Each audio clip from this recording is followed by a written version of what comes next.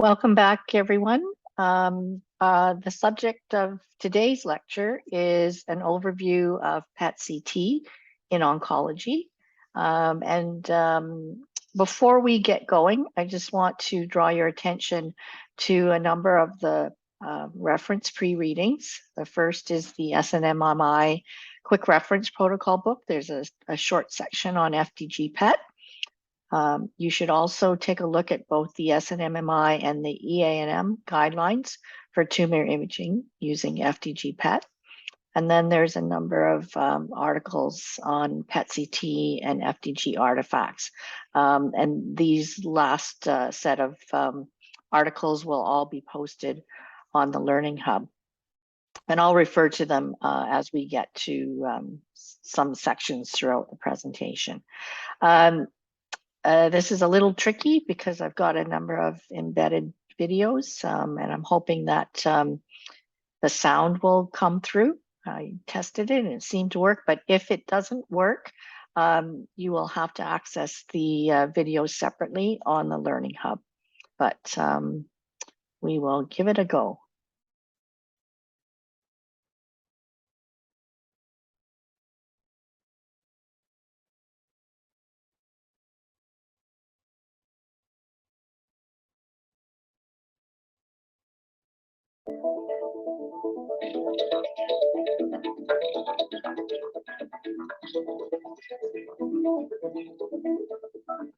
And these videos are just short videos that explain how PET works.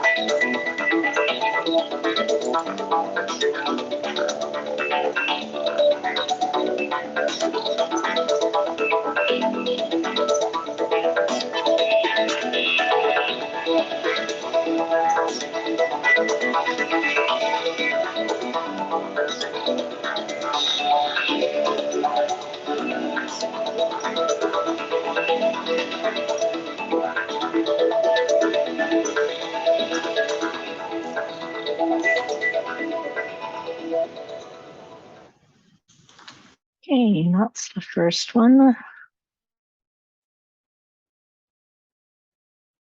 Here's the second one. On every vacation at a verbal home, there's someone like you who reunited the family to make up for lost time.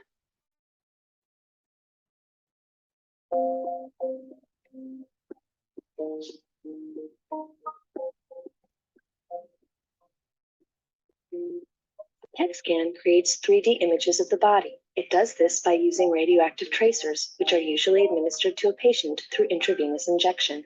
The tracers are made up of carrier molecules that are tightly bonded to a radioactive atom called an isotope. The carrier molecule can interact with or bind to specific proteins or sugars in the body. The carrier molecule that will be used depends on what the doctor is looking for. If she suspects cancer or is monitoring a known cancer's growth, she may use FDG, a modified form of glucose, which gets absorbed by tissues. When tissues absorb a lot of glucose, it may indicate a cancerous tumor. The radiation from the tracers poses little danger to the patient since they quickly pass out of the body. The isotope produces small particles called positrons, which interact with surrounding electrons. This interaction results in the complete annihilation of both particles, releasing two photons that speed off in opposite directions. The detectors in the PET scanner measure these photons and use this information to create an image of the distribution of FDG in the body.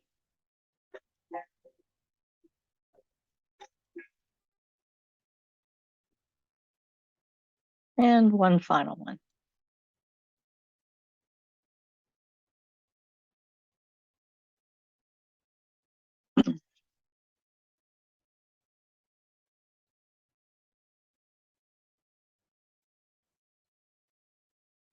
Meet Dave. He's about to have a brain scan. Using the latest PET imaging technology, doctors will see Dave's brain at work.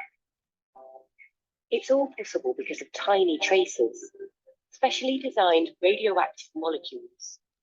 The PET scanner tracks the position of the tracers inside Dave, revealing his brain function in 3 dimensions. The tracers don't come from a stockroom shelf. Each one has to be made fresh at a nearby laboratory. This is Dr. Miller. He's making the tracer for Dave's PET scan. First, he needs to produce the radioactivity using a device called a cyclotron. It smashes high-speed particles into ordinary atoms, transforming them into new radioactive atoms. Now the clock is ticking. The new atoms are giving off their radioactivity, becoming plain old regular atoms again. There goes one. It means Dr. Miller and his team have to work quickly to build the tracer, a biological molecule. This is what makes PET so unique. The molecule could be anything: a sugar, a protein, a hormone. Each one is tailored to a specific function in the body and will show doctors where in the body that function is happening. Dr. Miller's team runs special chemical reactions to create a tracer from a drug used in the brain. The new tracer must pass quality control. It is purified and checked that it will function properly. The tracer is ready to use. Good work, Dr. Miller. The precious custom-made molecule is rushed to the PET clinic. Just the right level of radioactivity is measured out. Then it's injected into Dave's bloodstream. There'll be a sharp scratch. It's not long before Dave's brain has absorbed the tracer and the clever chemistry gets to work. Inside Dave, an incredible reaction is taking place. The radioactive atom on the tracer loses its radioactivity, giving off a subatomic particle called a positron. It's just like the tiny negatively charged electrons found on all atoms, except that the positron is positively charged. So when the positron hits an electron, at just the right speed, they combine and destroy each other. The energy is released as 2 gamma rays that travel straight out of Dave's body in opposite directions.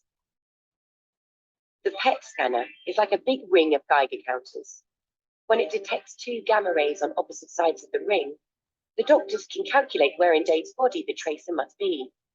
By detecting thousands of these events every second, and with some clever computer processing, Dave's brain activity is revealed in 3 dimensions, something no other imaging technique can do. For Dave, it was just a small injection. That wasn't so bad, huh? All made possible by the incredible technology of the tracer. The potential for PET is enormous. Different tracers can detect cancer, test heart function, and even track Alzheimer's. The PET scan has revealed Dave's brain is functioning as it should. Dave, you're A-OK. In the next hour or so, his radioactivity levels will be back to normal. It's another successful job for the incredible tracers. But the work of Dr. Miller goes on as he continues creating new tracers to help those in need.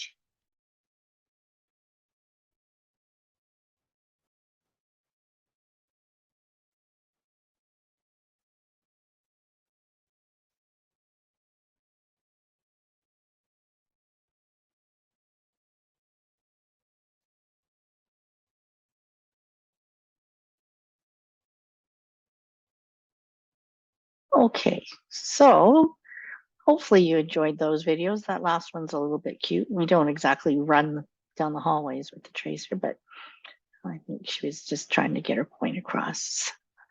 All right, so now we will get into the actual lecture itself. And hopefully you remember a little bit about PET from our visit to the BC Cancer Agency last year. Some of you may have already had your formal PET CT rotation as well, and hopefully you can draw on that to make sense of the upcoming material. So what are some of the main advantages of PET CT? Well, certainly in terms of its advantages over SPECT, we get better lesion characteristics. and enhanced lesion detection.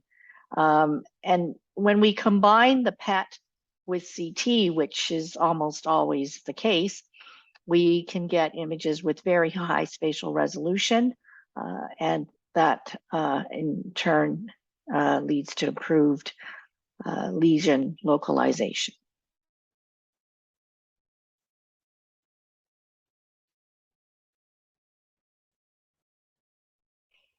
So again, if you can remember some of the material that Rebecca presented during our visit to PET, you'll remember that there are a number of applications of PET-CT. We're going to concentrate this lecture just in oncology, and really in BC, that's the majority of the work that's being done because of scarce funding. But remember that in other parts of the world, PET-CT is used for neurology and cardiology and a number of other investigations of the body. So in terms of PET-CT applications in oncology, we can use it for making the initial diagnosis, where we may be asked to detect occult lesions, or we may be asked to characterize abnormalities that were initially seen on X-ray. A big part of PET oncology, PET-CT in oncology is for the use of staging and restaging, where we can evaluate the extent of the disease, and we can use the PET imaging to determine, if the cancer has spread anywhere in the body, and then that is used for staging the patient, which can often lead to changes in treatment. I think there's some evidence that patient outcome is changed in up to 30% of patients after they've had a PET-CT scan.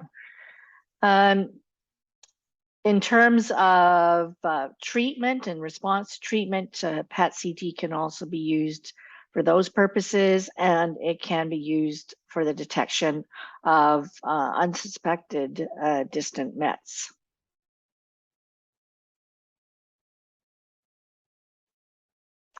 So PET allows us to obtain useful information about metabolic activity as well as anatomy. In general, PET can detect abnormalities earlier than CT, or it can be used to verify the metabolic status of abnormal CT findings. PET-CT can help characterize metastatic lymph nodes that typically meet normal CT measurements, i.e. less than 1 centimeter in size. And PET can also help classify the metabolic activity of any enlarged nodes, residual masses, can help evaluate and differentiate between recurrent tumor and just post-surgical scarring, and other anatomic distortions that may be seen on CT. It's important to remember that with CT, when they talk about an abnormal node, it is solely based on size, whereas PET can detect an abnormality in much smaller nodes, i.e. before it would be deemed abnormal on CT. PET may be able to identify, suspicious nodes. Also, as indicated in the second point here, a lot of the other anatomical imaging modalities can't always differentiate necrotic debris from residual tumor, i.e. scarring versus active tumor, because it just shows up as a mass on the anatomic imaging, whereas PET is able to do this because it's looking at physiological uptake in addition to anatomic appearance. We can also utilize a quantitation method known as SUV. Hopefully you remember from Rebecca's talk, that stands for standardized uptake value. And this is a unique tool that allows us to use as a reference and to use it for monitoring response to treatment. The SUV measurement requires accurate uptake time and imaging time post injection. Typically an SUV greater than 2.5 is suggestive of malignancy, although it's not always specific, and using this cutoff should be done with caution.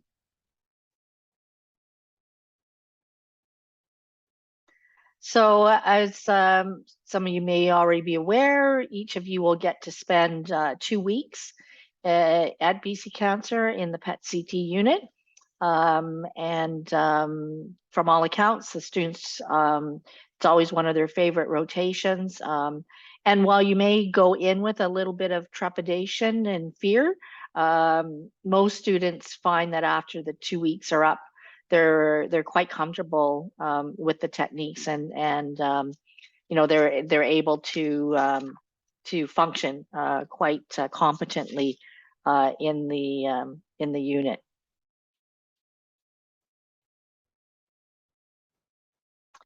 So there are lots of different PET tracers that are available. The ones in red are the most commonly used in clinical practice, and the ones down at the bottom in black are typically used for research purposes. So, you know, obviously the most common one is fluorine 18 FDG, which is a glucose analog. Some of the newer agents that are being used at BC Cancer include gallium-68, PSMA. There's a fluorine 18 DFC PYL, again, which is, these are both used for prostate imaging. They're doing some DOTA-TOC and DOTA-TATE studies looking at neuroendocrine tumors or NET tumors. That's the PET equivalent for octreotide. And we'll be talking about octreotide or somatostatin imaging as well. And then DOPA, F-DOPA is being used again for certain neuroendocrine tumors. And sodium fluoride is used to, this is the PET alternative for bone imaging. We don't do a lot of that up here, but in other parts of the world, sodium fluoride bone imaging has largely replaced technetium MDP bone imaging. So we're going to focus mostly on FDG in this series of lectures. We'll spend a little bit of time talking about PSMA at the end of the unit, just because it's really starting to take off.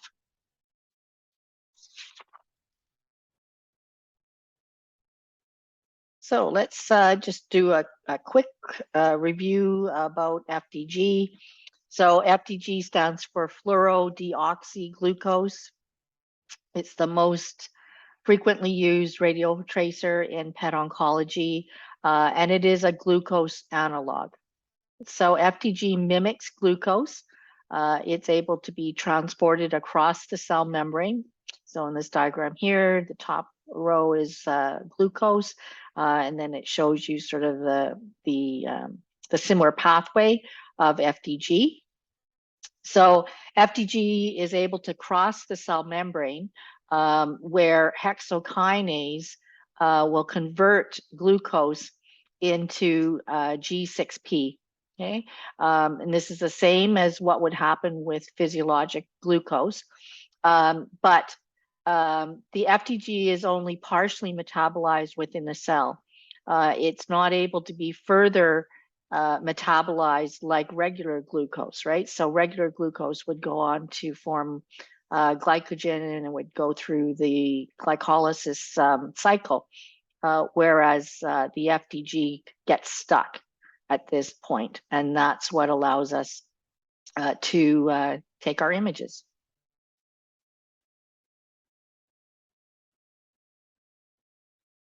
So some tumor cells use glucose at higher rates than normal cells, as we saw in that little video clip.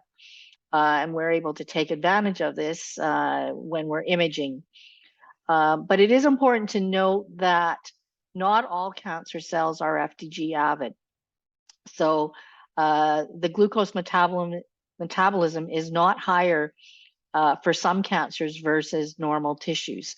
And for those reasons, FDG PET would not be a suitable test to scan for primary tumors or metastases.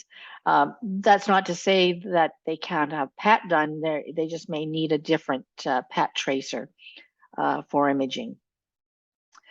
So some malignant tumors, though, do express higher numbers of specific membrane transport systems, and they have a greater affinity for glucose compared to normal cells. So when the glucose enters the tumor cells, that hexokinase, right, may be more active than in normal cells.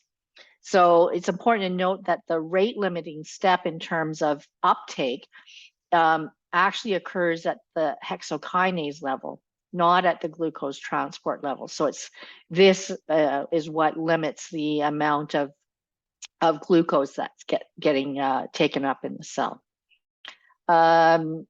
So the key mechanism, again, unlike phosphorylated glucose, phosphorylated FDG cannot be further metabolized, and it doesn't carry on into the glycolysis cycle, and instead becomes trapped within the cell, proportional to that rate of glucose metabolism.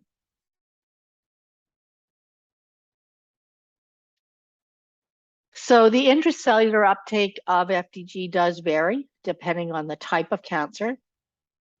And as I said, FDG, well, it's an excellent tracer. For many tumors, there are also certain normal and non-malignant conditions that can also show increased utilization of glucose. And these can cause false positive studies, right? And we'll talk a little bit more about some of these limitations and artifacts that can occur. But for now, just keep in mind that things like infection, inflammation, healing in tissues, muscular activity, atelectasis, all of these things can also result in FDG uptake.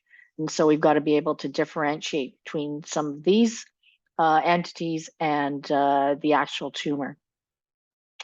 In addition, some cancers can have similar rates of glucose metabolism as normal tissues do, and therefore can go undetected on an FDG scan. So this would represent false negatives, right? When the patient may actually have cancer, but the scan does not pick it up. There are a number of new PET tracers being researched for imaging some of these different types of tumors that maybe are not particularly FDG avid.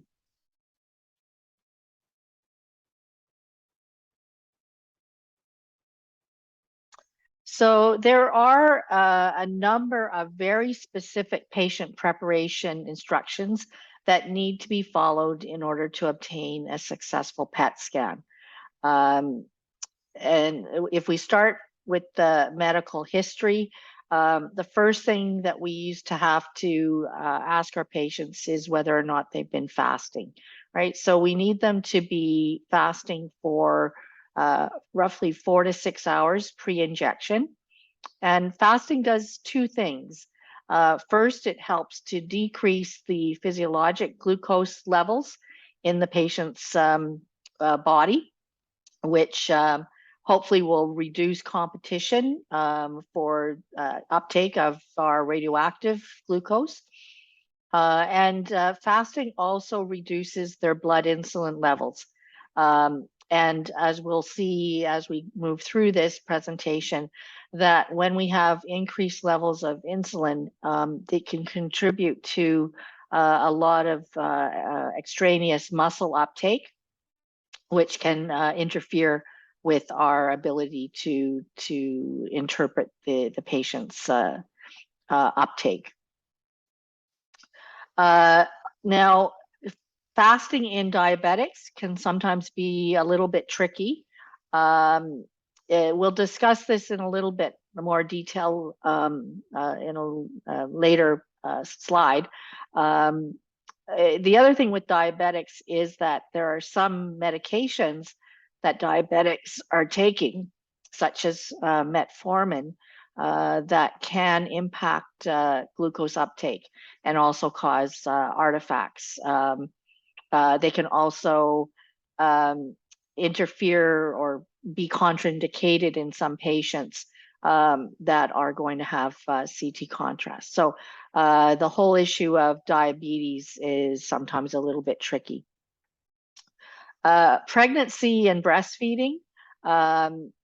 Generally speaking, breastfeeding moms should pump enough milk pre-injection to sustain their infant for 1 day. So they don't necessarily have to stop breastfeeding. They can resume breastfeeding, roughly after 24 hours. The EANM actually does not restrict breastfeeding at all. Their stand is that there's only a very small of FDG that gets actually transferred into breast milk. However, some institutes such as BCCA feel that exposure to the baby could still be significant. And so they do restrict breastfeeding for 24 hours.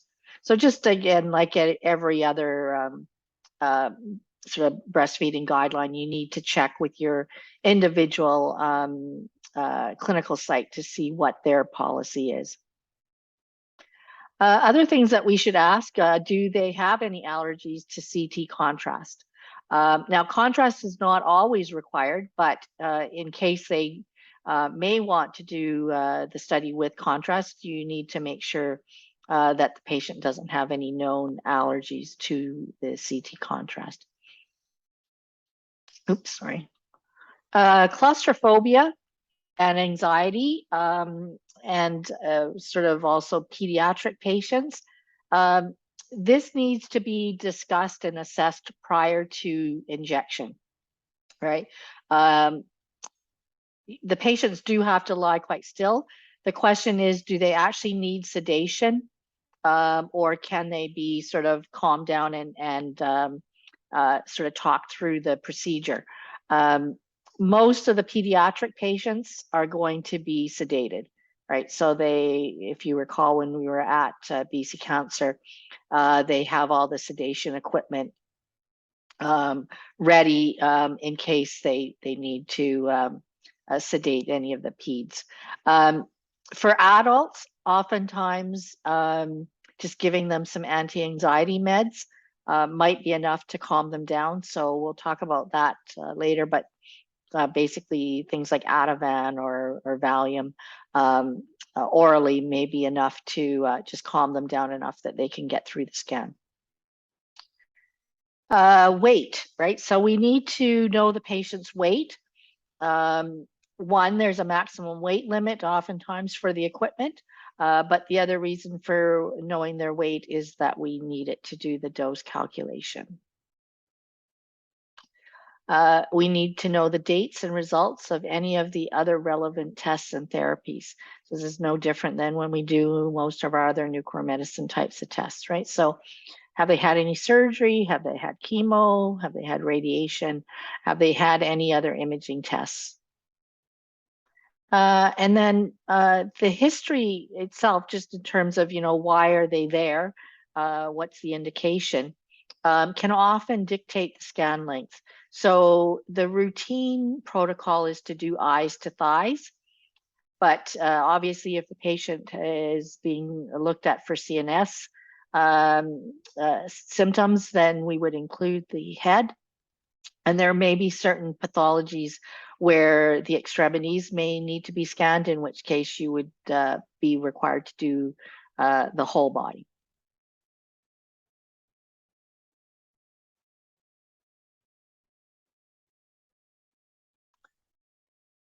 So when it comes to hydration, hopefully you remember that there's a significant amount of excretion of FDG via the kidneys. Again, remember the our radioactive glucose is not reabsorbed like normal glucose, so it's going to get excreted by the kidneys. So it's important that we hydrate the patients so they will void out any excess tracer. So the typical protocol is that patients need to drink about 1,500 mils of fluid on the day prior to the scan, and a minimum of 750 mils on the day of the scan. So BC Cancer recommends 2 to 4 glasses of water approximately 1 to 2 hours before the scan. And as you know, hydration leads to frequent voiding, and this can help decrease the bladder dose. The patients should actually avoid IV hydration with dextrose or lactose solutions.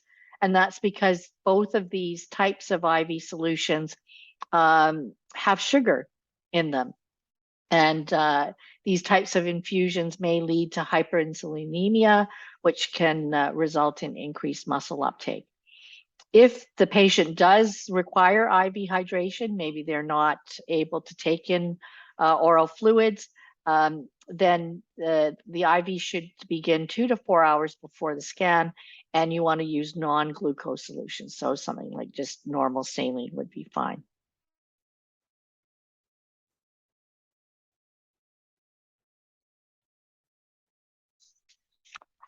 So in addition to fasting, there are a number of other dietary restrictions. We want patients to abstain from caffeine and nicotine for several hours before the scan.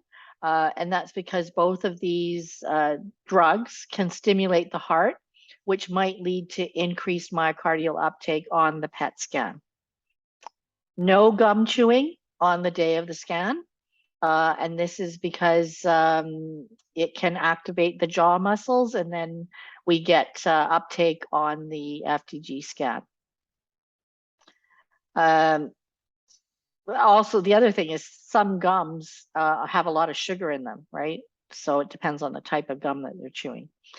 Some departments will recommend a high protein or restricted carb diet 24 hours before the fasting period.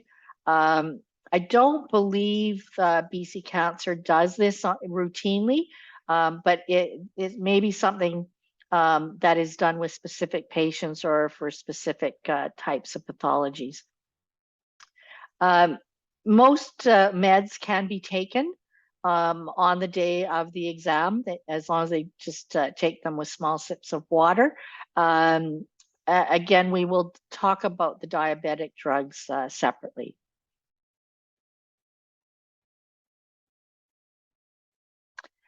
Miscellaneous patient prep. So diuretics, the use of catheters, the use of laxatives, these are optional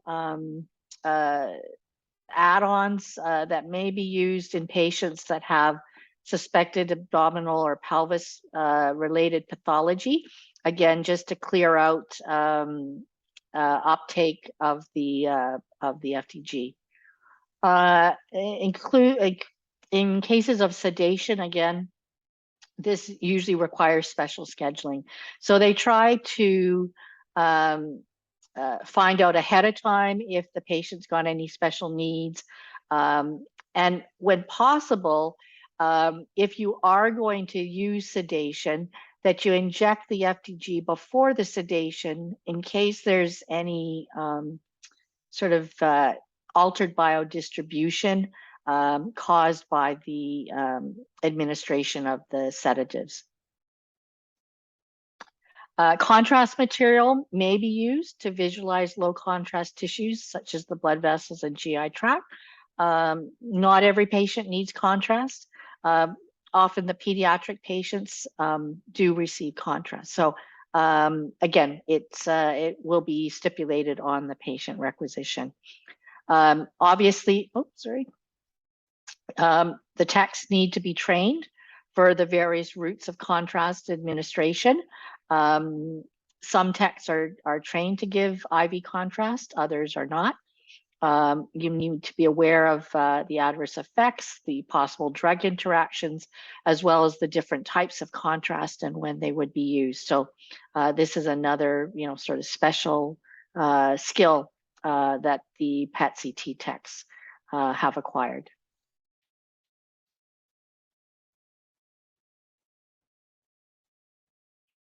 Okay, so now we can talk a little bit about glucose levels. So ideally, we would like the patient's glucose level to be below 8 millimoles per liter. So this is the Canadian, the metric units. In the States, they are using the imperial unit, so the value is less than 150 milligrams per DL. Just make a note, if you're going to take the NMTCB exam, they are going to expect you to know this value, right? Whereas CMRT would require you to know this value. So why are we concerned about glucose levels? Well, increased blood glucose levels can compete with the FDG, resulting in little difference between the tumor and the normal tissue uptake. And so it may interfere and give us a low contrast study. Some departments will actually reschedule patients if their blood glucose is above that 8 to 11 millimoles per liter, or 150 to 200 milligrams. So again, it varies from site to site and perhaps even from physician to physician. Elevated blood glucose levels can also lead to elevated insulin levels. And as we said before, those high insulin levels degrade our scans by increasing muscle uptake. I'll show you some pictures of this, and increasing bowel uptake. If the patient is not known to be diabetic, then glucose testing may be optional. That being said, at BC Cancer, they check the glucose levels on all of their patients, just because they've had some cases, I guess, previously where, a patient said that, they're not diabetic, and they went ahead with the test and then found that their blood glucose was actually high. So you'll get a chance to do this at BC Cancer. That's one of the things the students are tasked with doing right off the bat. The glucometer blood samples can either be taken from an indwelling IV, so you don't have to give them another poke or poke their fingers. You can, if we've got a IV in anyhow to give our tracer, we can take our samples out of there. And just note that these values are guidelines. There may be some exceptions. So sometimes a patient maybe has traveled all the way from, the Yukon or something to come and have the nuclear medicine study done. And they get there and their blood glucose levels are a little bit high. One, they may just delay the scan, or they may decide to go ahead with the scan and just know that it may affect the uptake values. Okay, so just you can check that with the physician.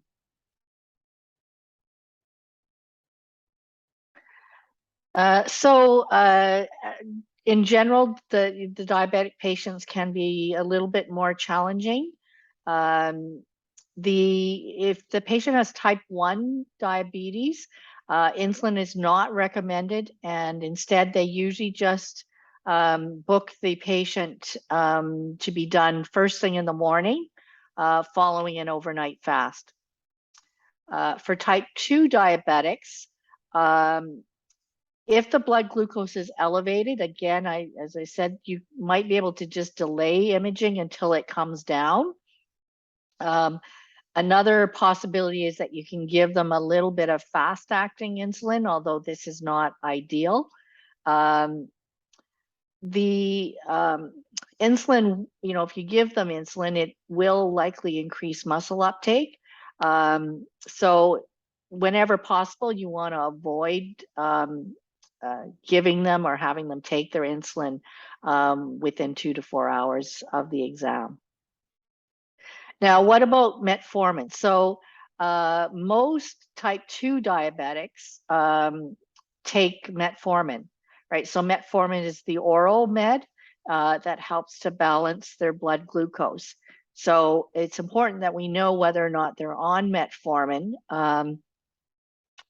I'll show you some images, but metformin has been known to lead to undesirable bowel uptake. And, you know, if you're scanning a patient looking for colorectal cancer and you've got all this undesired bowel uptake, obviously that's going to degrade the value of the scan. These patients generally have to be off their metformin for about 72 hours prior to the scan, right, in order to avoid this bowel uptake. Now, the other issue with metformin is that it can sometimes create some problems if the patient needs CT contrast. And this is if patients have problems with their kidneys, that combining the metformin with the CT contrast can cause lactic acidosis.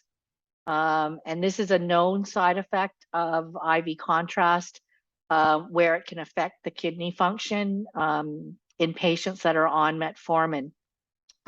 So it's something to be concerned of because it can actually cause some serious renal failure in these patients. And basically, the sort of guideline is that if these patients have to stay off metformin until they've had their blood work done post IV contrast to confirm that their GFR is in an acceptable range before they go back on to the metformin. This lactic acidosis apparently occurs in about 1 in 10,000 cases, which is not all that rare, right? When you consider how many patients are being done at any given time. So be careful about metformin and be aware about the potential side effects if you have a patient on metformin with poor renal function and requiring IV contrast. So BC Cancer, their guideline for diabetic patients is they'll allow the blood glucose to be up to 11.1 millimoles per liter, right? So the ideal, remember, was about 8, but in diabetics, they'll allow this sort of a slightly higher level.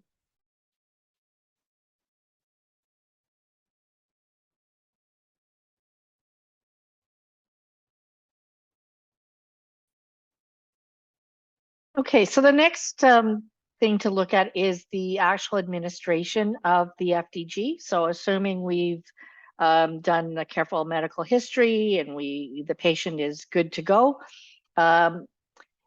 it's usually given intravenously, but if an IV injection is not possible, it can actually be given orally. It's not ideal because obviously it takes longer to be absorbed, but if you had problems obtaining IV access, you could give it orally. When we give the injection, we want the patient to be in an injection room that is warm, comfortable, and calming. And we'll see why it's so important that the patient be warm and comfortable when I show you some of the images in just a little while. You want to explain the procedure fully to the patient and allow them to ask any questions prior to the injection. Okay, so we don't want them talking after the injection during the uptake phase, because if they're talking, then obviously they're moving their mouths and their jaw, right? And that might lead to increased uptake in those muscles. It also minimizes anxiety and muscle tension. obviously if they're comfortable and they're relaxed. And this hopefully will decrease uptake in the neck and the shoulder girdle.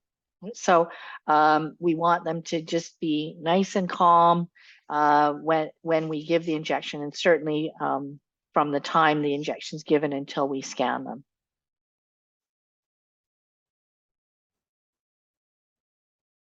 Obviously, extravasation is to be avoided.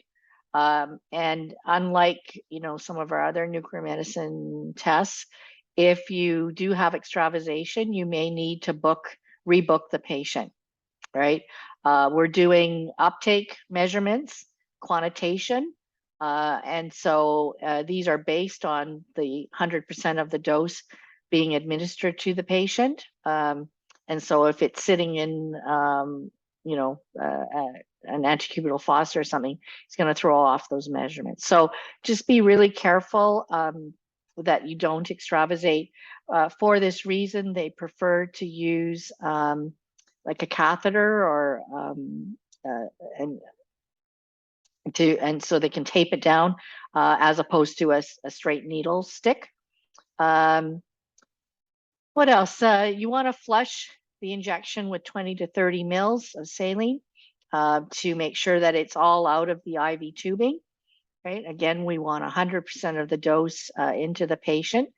They don't recommend the use of portacasts or central lines, just because oftentimes these types of central lines might have reservoirs, which it's hard to rinse the dose out of those reservoirs. And so this twofold, it may interfere with imaging because you get a hot spot right in the middle of their chest. And it may also interfere with quantitation because a significant part of the dose could be stuck in the IV reservoir. Okay? So if possible, don't use central line, VAD, that type of thing. Remember that if you've got a mastectomy patient or a patient with lymphedema, possible axillary or supraclavicular node involvement due to progression of their disease, we always want to perform the injection in the arm that is contralateral opposite to the site of where the lesion or blockage may be. Okay. Again, just so that we make sure that the FDG actually is able to get into the circulation. And IV contrast, again, if it's required, you need to use a large gauge IV, right? Because it goes in under pressure, right? So typically, they could use the same IV as long as a large gauge IV was inserted initially.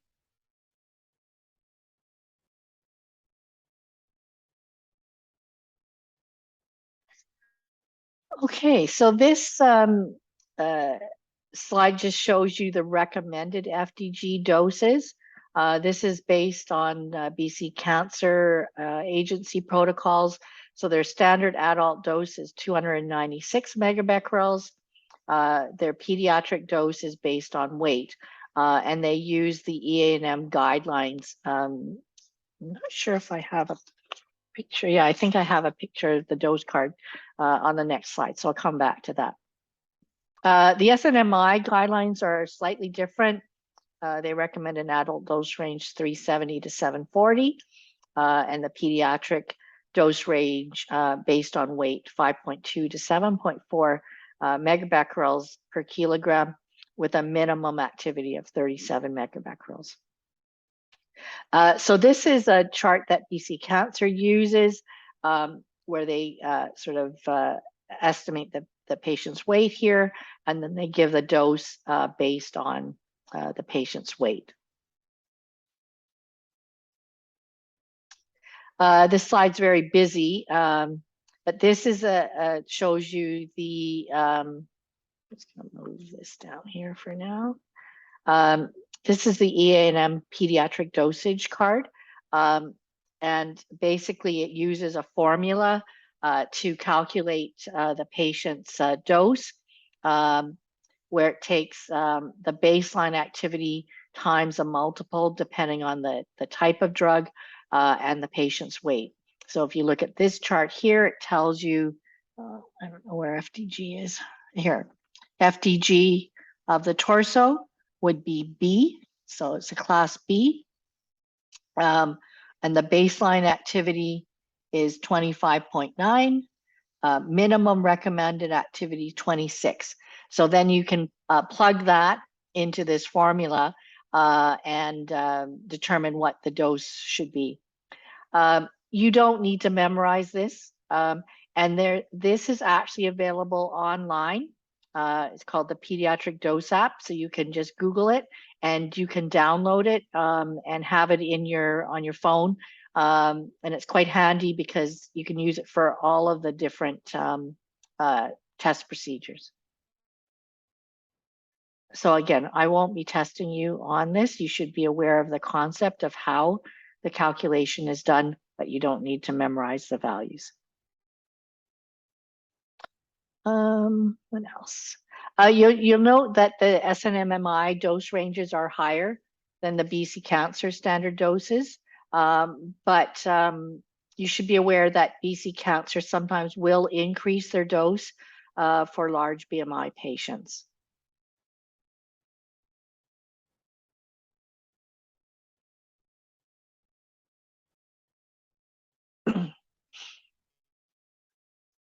Okay, so there are some specific requirements post-injection. So the patient needs to remain quiet and they need to lie still, right? So you want to avoid any kind of neurologic stimulation. Otherwise, we're going to get FDG taken up in the brain. So some places restrict the patients from using their cell phones. I believe Rebecca said they did at one point and now they're letting them use their cell phones, but maybe not playing things like video games and things like that. But if they just want to, listen to their music or watch a video or something, that's fine. You want to avoid muscle uptake, right? So you don't want them moving around the room or, going out for a walk for that hour uptake period. Just want them lying nice and still, nice and comfy, warm, right? They need to void just before we start our scans. What else was I going to say? Oh yeah, there may be some specific requirements regarding at what point in time does the department scan patients. So I believe at BC Cancer, they want their patients to be imaged exactly 60 minutes post injection, plus or minus 2 minutes. So in other words, anywhere between 58 and 62 minute time range. So it's pretty specific. And the reason for that is they want to standardize the scan time post FDG because it could affect the SUV measurement, right? If you're scanning at different times, scanning one patient 45 minutes post-injection, another one an hour and a half or whatever. So tumor imaging in general can be done anywhere from 60 to 120 minutes post, but most sites will standardize when they'll scan the patient. You don't want to wait too long. Remember the half-life of FDG, hopefully you remember, is 110 minutes, which is pretty short. So you don't want to wait too long to scan because your count rate is going to go down. Tumor uptake will increase over time while soft tissue uptake decreases, right? And the body background decreases and you get a higher target to non-target ratio, okay? But within limit. Okay, so I'm going to stop this video here. Seems like a good place to stop, and I'll pick up the next video and we'll start talking about indications for imaging.